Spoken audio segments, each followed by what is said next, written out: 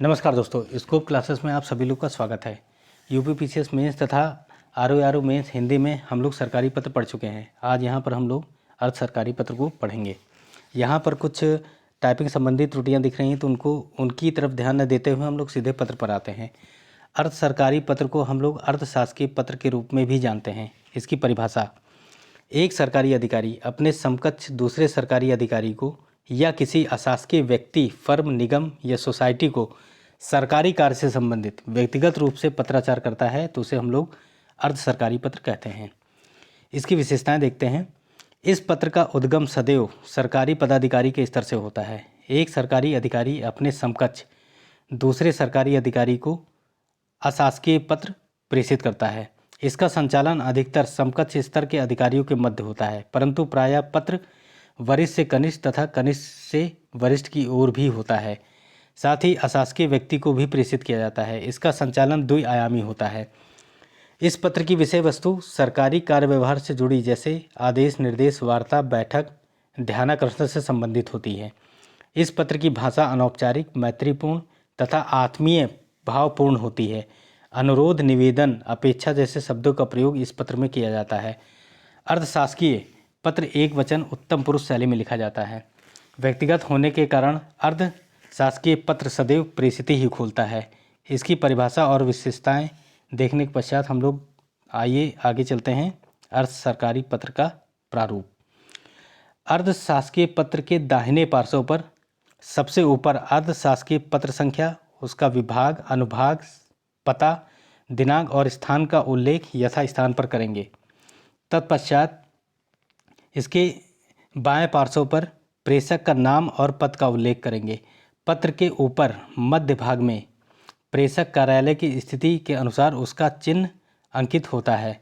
इसके पश्चात संक्षिप्त रूप से विषय का उल्लेख किया जाता है। इस पत्र का संबोधन सदैव आत्मीयता सूचक शब्दों के साथ होता है, जैसे प्रिय श्री या फिर प्रिय श्री महोदय।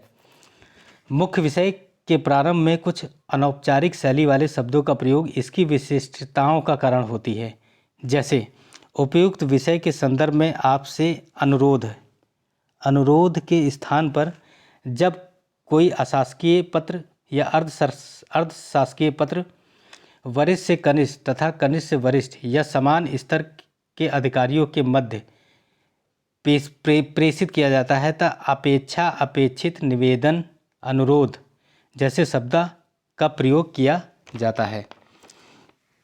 इसके पश्चात पत्र का समापन सदैव आदर सूचक विशिष्ट शब्दावली के साथ किया जाएगा, जैसे सादर, ससम्मान, सम्मान सहित इत्यादि शब्दों का प्रयोग।